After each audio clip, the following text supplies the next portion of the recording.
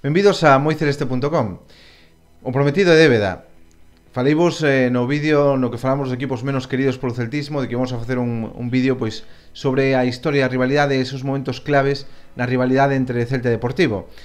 E vamos con el no día de hoxe, que vamos falar desas datas máis importantes, máis relevantes, que, bueno, pues, provocaron certos enfrentamentos e provocaron, pois, este quizás odio que existe entre ambas afeccións. Antes de nada, quero pedirvos que vos suscribades ao noso canal, que dades a me gusta a este vídeo, de acordo? Que desde logo nos axuda moito e a ver se conseguimos seguir medrando gracias a vos, por suposto. Vamos a entrar xa en materia. Nos primeiros anos de historia de ambos clubes, o Deportivo fundouse antes, por aquel entonces o Celta estaba, aínda non se fusionaran Sporting e Fortuna, que eran os dous grandes de Galicia. Non había aínda aquela rivalidade, a rivalidade era entre Sporting e Fortuna. Unha vez que se fusionaron, pois o Celta comenzou a ser, pois evidentemente, o máis grande de Galicia, porque viña desa fusión, e o Deportivo foi medrando co paso dos anos e achegándose un poquinho a ese Celta, e aí pois empezaron as rencillas, pero non eran desde logo moi importantes. A relación era boa entre os dous clubes e, por suposto, entre as dúas aficións. Apenas había bagaxe de rivalidade, polo cal pois eran equipos que en aquel momento se levaban, bueno, non sei se ben, pero desde logo non había o que existe no día de hoxe. Tampouco entre as cidades, Vigo por aquel entonces era unha cidade puxante, pero moito máis pequena, non competía, digamos, con Coruña por ser a primeira cidade de Galicia, así que non incomodaba en Coruña, e en Vigo pois tampouco había aspiración en aquel momento de eso, de acordo? De que xa digo que era unha cidade puxante, pero ainda non era desde logo o que hoxe, que sí que evidentemente a primeira cidade en número de habitantes, en moitísimas outros factores. A cuestión é que cando o Celta ascende no ano 36, que despois tardou varios anos en poder xogar polo golpe de estado de Franco, pois recibe un telegrama, un dos telegramas que recibe do Deportivo, no que dicen textualmente "Hurra por el Celta". Ese hurra, que era unha expresión que se utilizaba moito en aquel entonces, "Hurra por el Celta", e, bueno, pues felicítanse de que un equipo galego este en primeira, etcétera, etcétera, etcétera. Como vedes, eran tempos moi diferentes. A día de hoxe se fan felicitacións a través de Twitter, e uno sabe moi ben se por a imaxen do propio club ou porque realmente te alegres de que llevaban ben as cousas a outros equipos. Pero, bueno, en aquel momento aquilo foi sincero, e sí que houbo verdadeiramente pues, unha boa relación entre ambos equipos. Sin embargo, 4 anos despois empezou a cousa un pouco a torcerse. Como digo, o Celta tuvo que agardar 3 anos para chegar á primeira división, e foi complexo, porque o Celta tiña un bo equipo no 36, pero foise pouco desmembrando. Pasaron 3 anos que algún xogador pois tuvo que estar na guerra, ou xogadores que desgraciadamente pois non volveron, e en definitiva pois no ano 39-40 o Celta, na súa primeira experiencia na máxima categoría, sufriu, evidentemente, e tuvo que xogar a promoción de descenso, mellor dito, contra un dos equipos de segunda. En aquel momento, esa promoción se xogaba entre equipos de primeira contra equipos de segunda. Pois o equipo de segunda era ni máis e menos que o Deportivo. Xogouse no campo de Chamartín. Foi o primeiro partido, isto é un dato moi importante, primeiro partido emitido por radio para toda Galicia. Foi ese Celta Deportivo de 1940, un dato histórico, desde logo unha curiosidade moi a ter en conta. Partido moi igualado, e, bueno, pois a poucos minutos do final, unha pifia de novo, o xogador do Deportivo, foi aproveitada por Nolete, que en si non era o gran goleador daquel Celta. Nolete marcou 1-0 e enviaba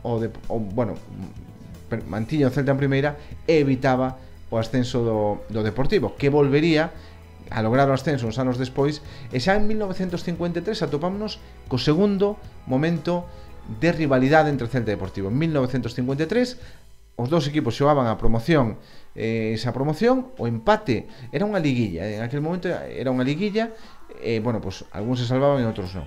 O empate favorecía aos dous equipos, é dicir, o empate permitía que tanto Celta como Deportivo seguisen un ano máis en primeira división. Sin embargo, o partido empezou así un poquinho, houve intentos incluso de arranxalo, pero, bueno, ao final o partido xogouse a cara de can. En un partido marcado pola choiva, gañou o Deportivo 3-1. Gañou o Deportivo 3-1, mantíase en primeira división e mandaba o Celta a segunda. Finalmente, pois o España Industrial renunciou á plaza de ascenso. España Industrial conseguiu ascenso de segunda a primeira, pero renunciou a esa plaza. Descoñezo os motivos ahora mismo, pero, bueno, se pode ver. E o Celta mantíñase un ano máis en primeira división. De aí saltamos a 1970. Escenario Riazor. Moi importante porque vai ser escenario nos seguintes sucesos, nos seguintes acontecementos, vai ser escenario Riazor. O partido, novamente, a cara de can. O que perda vai a segunda división. Sin máis, non hai máis discusión. O Celta era un recén ascendido, despois de moitos anos en segunda, por certo, moitos anos en segunda división. Efectivamente estuvo 10 anos en segunda, foi a peor época do Celta, os anos 60, que para nós non foron nada yeye. Conseguiu ascenso. En esa tempada, pois xogábase a permanencia co Deportivo na última xornada. Ao final o Celta gañou, logrou a victoria en un partido tamén con certa polémica, e bueno, pois o Celta seguía en primeira división e o Deportivo íbase a segunda división. Era, neste caso, a venganza do sucedido no ano 53. Seguimos viaxando no tempo e avanzamos outros 17 anos e ímonos a 1987.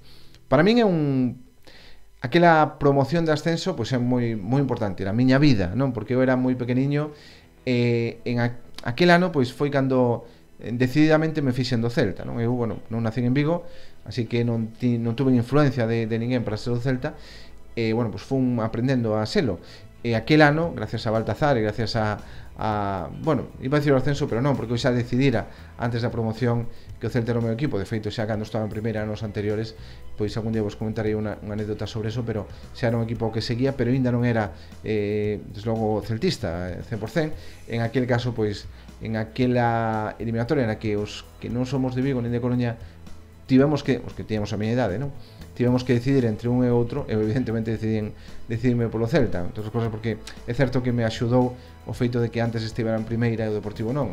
O mellor se ao revés, agora estaba facendo moi blanquiazul.com, pero bueno, creo que non, porque ao final a cabra tira ao monte e acabaría me facendo celeste. Pero en todo caso, aquel ano pois é moi especial para min, e recordo aquela liguilla con moitísimo cariño, e quizás co paso dos anos non recordo tanto os incidentes que houbo, sino que recordo máis ben o ascenso e tal, pero non tanto o que se viviu en torno a aquela eliminatoria en Riazor, concretamente. Partido moi polémico. Houbo incidentes entre as dúas afeccións, tanto que a Federación decidiu sancionar o Deportivo con 3 partidos e o Celta con 1. O Celta tamén foi sancionado a pesar de que estaba xogando fora e que a seguridade corría a cargo do Deportivo, ou polo menos en este caso era o Deportivo quen debería de tomar as medidas necesarias para que non se xuntaran, porque estaban todos mesturados dentro da grada, non? Tampouco conozco os detalles, pero dá a sensación de que sería normal. Ao final, a sanción quedou en un partido para o Deportivo, un partido de clausura para Riazor e ningún para Balaídos, obviamente, non? Gañou o Celta con gol de penalti que non era, penalti cometido sobre Albelo, era fora da área, e bueno, pues eso provocou unha ola de indignación tremenda en Coruña. Recordade con Paco Vázquez, aquel alcalde caballeresco que tuvo a Coruña durante moitísimos anos e que se foi do palco facendo unha peineta a afición do Celta e o Celta en xeral, non? Bueno, moi fanático, e bueno, pues ese fanatismo trasladouse un poquinho a todo. Eu creo que esta data, esta tempada 86-87, ese suceso, ese partido de Riazor, quizás foi un dos que provocou maior odio entre as dúas afeccións, pero é evidente que para pelexarse na grada é que xa había un caldo de cultivo, que xa había algo detrás, así que non xurdiu espontaneamente aquel día. Así que, bueno, ese día pois foi un día moi importante para isto que estamos contando da rivalidade. Movémonos, saltamos outros 17 anos. Aquí vamos de 17 en 17 e ímonos ao ano 2004. Isto xa seguramente o recordades, ademais que foi unha tempada que no partido de ida gañou 0-5 Deportivo en Balaídos, un partido bochornoso por parte do Celta, coa actuación lamentable por parte dos nosos xogadores, e bueno, na que o Deportivo se aproveitou desa situación, que eu creo que incluso foi un pouco provocada, pero bueno, isto xa é unha opinión máis persoal que outra cousa.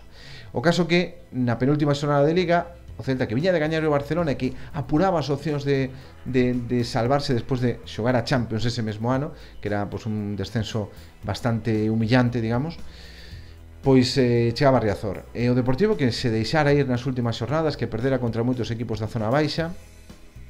Recordo un partido contra o Español no que aos 15 minutos de partido, en un carrusel ou na Cope, non sei onde estaba escuitando, pois conectaron co partido e iban 0-0, e o narrador dixo, bueno, tranquilos que isto está decidido. E bueno, efectivamente gañou o Español 2-0 ao final do partido. Pois ese Deportivo que se estaba deixando ir nas últimas xornadas, pois xa non tiña aspiracións a conseguira os seus obxectivos, que era clasificarse para Champions, etc., pois xogou a morte aquel día, especialmente Munitis, foi moi motivado, estaba Munitis, e gañou 3-0 o Deportivo, prácticamente firmando a sentencia de morte do Celta. Al final non dependía de si na última xornada, e ademais incluso perdeu o partido na última xornada contra o Mallorca, co cal pois evidentemente se iba a segunda división despois de 12 anos consecutivos en primeira. Eso foi o penúltimo suceso, e o último foi en 2013, moi recentiño. Celta e Deportivo chegaban á última xornada con posibilidades de seguir en primeira. Chegaban 4 equipos, dos cales só se salvaría un: Deportivo, Celta, Zaragoza e Mallorca. O único que dependía de si mesmo era o Deportivo, que tiña que xogar contra a Real Sociedade, que chegaba a Riazor xogándose a Champions. O seguinte nesta escala de dependencia era o Celta. Se o Deportivo fallaba, o Celta dependía de si mesmo. Por eso o Celta, mentras gañara, non tiña que preocuparse do que fixeran nin Mallorca nin Zaragoza, porque eso conseguira gañando o Valladolid na xornada anterior, que era chegar a esa xornada dependendo só do Deportivo, despois de si mesmo. Marcou a Real Sociedade moi pronto, recordo que se celebrou o gol, además que foi a xente, pois había moitos transistores, recordaredes, incluso se seguiría tamén por internet, obviamente, e bueno, pois o gol non chegaba o momento en todas as gradas, entonces foise celebrando un pouco por sectores, ata que todo o estadio pois empezou a berrar o gol, non? E bueno, pois foi fantástico, pero non estaba todo feito porque había que marcar, había que gañar ese partido. Fixo Nacho Insa, marcou un 0 gracias a unha gran xogada de Iago Aspas, e pase Iago Aspas tamén, e Nacho Insa marcaba o 1-0, que en ese momento daba salvación ao Celta, e a partir de aí, pois, a sufrir. Eu aquel día paseino verdadeiramente mal, foi un partido no que sufrín de verdade moitísimo, porque leveime unha radio, pero era imposible, o sea, non podía escoitala, porque era incapaz. Despois tiña outro problema, se estaba sentado, estaba moi incómodo, moi inquieto, pero de pé non podía estar porque de verdade que as pernas non me respondían, así que foi un partido de verdade no que sufriu, e o pitido final foi un alivio tremendo, de verdade foi un alivio moi grande, a pesar de que a invasión se produxo antes de terminar o partido de Riazor, que eu pregunteille a alguén que estaba ali ao lado da miña grada, pero rematou o partido de Riazor? El que se iba xa directamente ao campo, dixo, no, pero da igual. E bueno, pois da igual. Finalmente, pois, o partido de Riazor terminou 0-1, gañou a Real Sociedade, gol de Griezmann, e o Celta seguiu ano máis en primeira, e o Deportivo baixaba a segunda. Esos son os momentos que destacamos como momentos nos que houve máis fricción, momentos nos que ambos equipos pois pelexaban por un mismo objetivo, normalmente a permanencia, como vedes, e un dos dous pois foi damnificado. Esos son momentos. Despois, bueno, hai moitos outros que fan que entre os dous equipos pois se leven mal, factores sociolóxicos, factores evidentemente de esa rivalidade entre cidades, pero sempre digo, e quero que isto gustaríame recalcalo, que nós como celtistas temos moitísimo máis que ver con un deportivista que con un madridista ou un barcelonista de Vigo. Temos moito máis que ver con un deportivista de Monte Alto que con un barcelonista de Colla, así que, ou con un madridista do Calvario. Así que tede en conta isto antes de, bueno, pois buscar o inimigo quizás onde non está. Dito isto, evidentemente, a rivalidade e o enfrentamento deportivo e ser o mellor de Galicia, evidentemente é unha rivalidade sana e unha rivalidade que motiva e que está ben, pero outra cousa xa é certos enfrentamentos, insultos, por suposto pedradas, etcétera, que se ven e que a mí particularmente me dan moitísima vergoña, porque creo que non representan a maioría do sentir de celtistas e deportivistas, así que vayamos a levarnos ben, vayamos a gañarlles, pero non desa maneira. Sin máis, que se está alongando moito isto, despídome de vos, como sempre recordo vos que vos suscribades, dalle a me gusta, e como sempre o de sempre, sede moi felices.